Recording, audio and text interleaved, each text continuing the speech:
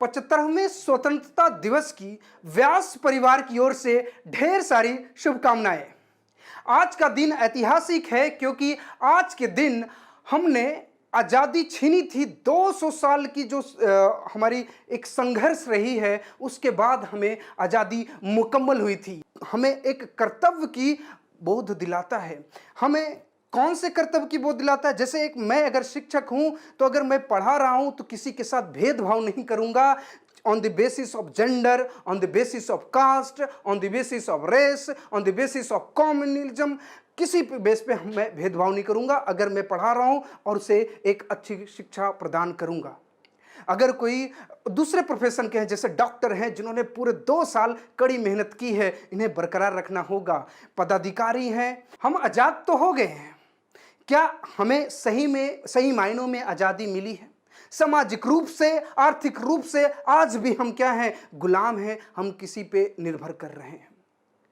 नारी सशक्तिकरण की बात हम करते हैं कि ये हो गया, वो हो गया, लेकिन सही मायनों में आज भी बलात्कार की घटनाएं, भ्रूण हत्याएं की घटनाएं, रेसिज्म की घटनाएं, छुआछूत की घटनाएं, ये जो सामाजिक जो कुरीतियां हैं, आज भी कहीं ना कहीं समाज में बहुत ही जड़ में ये गहरा हुआ है। इसे हमें हटाना है। जिस दिन ये हटेगा, जिस दिन ये सारी चीजें, कुरीतियां दूर होगी, उस दिन से हमें सही मायनों में एक आज़ादी का महसूस होगा। क्योंकि आज़ादी के दीवाने ने जो सपने देखे थे, जिस भारत की नींव रखने की सोची थी, वो आज भी पूरा नहीं हुआ है। ये हमारी जिम्मेदारियां बनती है। हर एक कर्तव्य, हर एक जो नागरिक है, हर एक भारतीय नागरिक की एक कर्तव्य बनती है कि अपनी अपनी जिम्मेदारियों को समझे और एक आत्मनिर्भर भारत की तरफ हम प्रस्थान करें। क्योंकि आज भी हम अगर बात करते हैं लड़ाकू विमान, राफेल जैसी चीज़ों की, तो आज भी हम किसी देश पर निर्भर करते हैं।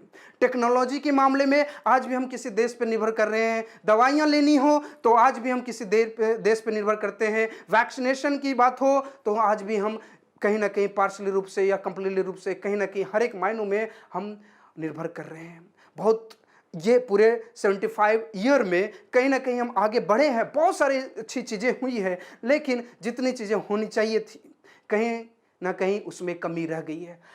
हमें, आपको, सबको मिलकर ये कमियों को पूरा करना है।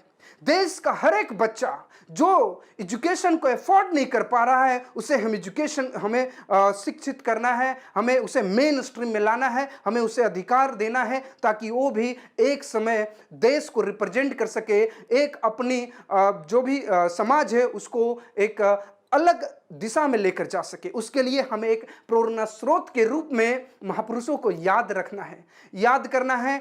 उनके जो जीवनी है उनसे इंस्पायर होना है। हमें किस तरह से वो संघर्ष किए और इस आज़ादी को जो मुकम्मल हुई है, ये कोई उपहार नहीं मिला था अंग्रेज़ों से। अंग्रेज़ों से हमने ये छीनी थी। हम भगत सिंह के बलिदान को भूल नहीं सकते, हम खुदीराम बोस के बलिदान को भूल नहीं सकते, सुभाष चंद्र के बोस के बलिदान को भूल नहीं सकते, हम बाबा साहब अम्बेडकर के बलिदान को भूल नहीं सकते। इन्होंने बहुत सारी कुर्बानियों को, बहुत सारी चीज़ें कुर्बान किया है। तो आज का दिन इसलिए खास हो जाता है, हम इन शूरवीरों को याद करते हैं और दिल से एक प्रण करते हैं, मन से एक प्रण करते हैं कि हम अपने कर्तव्यों को निष्ठापूर्वक, बिना किसी भेदभाव किए हुए हम करेंगे। जो युवा शक्ति है उसे हम एक अच्छे जगह पे यूज करेंगे। हमें एक डायरेक्शन में लेकर उस युवा शक्ति को लेकर चलना है ताकि हम एक नए भारत की तरफ चल सके, जो वैसे भारत जो टेक्नोलॉजी के मामले में सबसे आगे हो।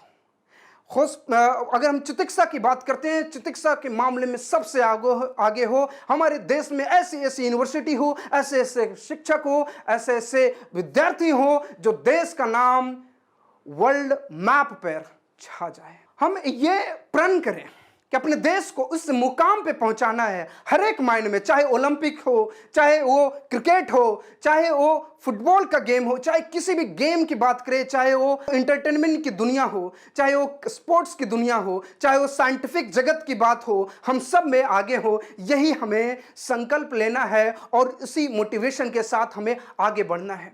हमें जिम्मेदारियों को समझना पड़ेगा, तभी हम आत्मनिर्भर हो पाएंगे। अदरवाइज सारी बातें ऐसे ही रह जाएगी, धरी की धरी रह जाएगी।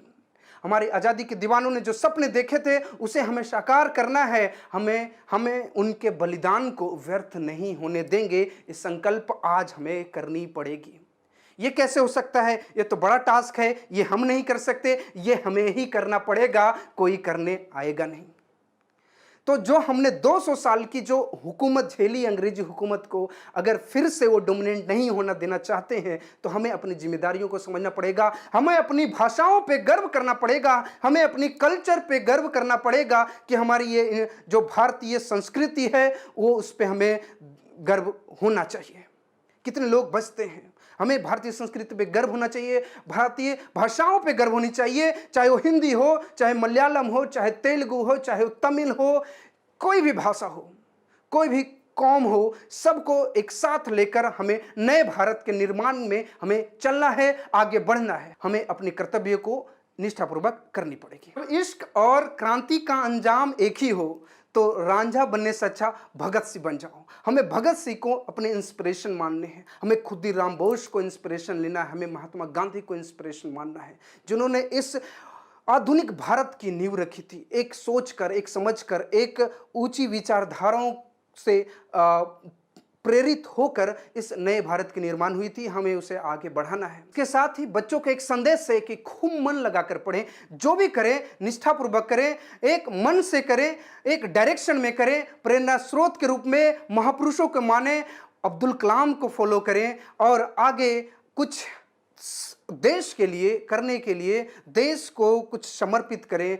और ये अच्छी श्रद्धांजलि होगी उन महापुरुषों को अगर हम कुछ अच्छा कर पाते हैं, अगर हम देश को एक बड़े मंच पे रिप्रेजेंट कर पाते हैं। तो एक बार फिर से बहुत सारी बधाइयाँ और शुभकामनाएं इस 75वें स्वतंत्रता दिवस की व्यास परिवार की ओर से।